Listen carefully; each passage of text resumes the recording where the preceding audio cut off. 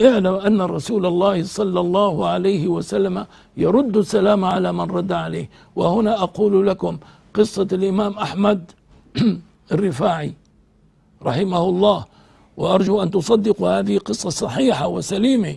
نعم، هذا الإنسان رباني، هذا إنسان من كبار أولياء الله الصالحين، ذهب حاجا إلى بيت الله الحرام، ثم اتجه زائرا مثوى رسول الله صلى الله عليه وسلم.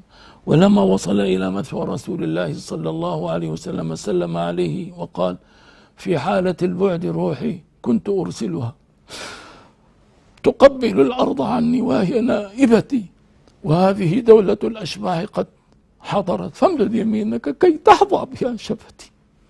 وإذا بيد خرجت من الشباك وقبلها أحمد الرفاعي، ثم إنه اضطجع عند الباب ووضع رأسه على حافة باب السلام، نعم، إذلالا لنفسه كي لا تغتر نفسه بهذا الشيء الذي ميزه الله سبحانه وتعالى به. هذا حصل، اي نعم، وهذا من الأمور التي تواترت، لأن جمعا كبيرا وغفيرا كانوا موجودين كلهم شاهدوا هذا الأمر.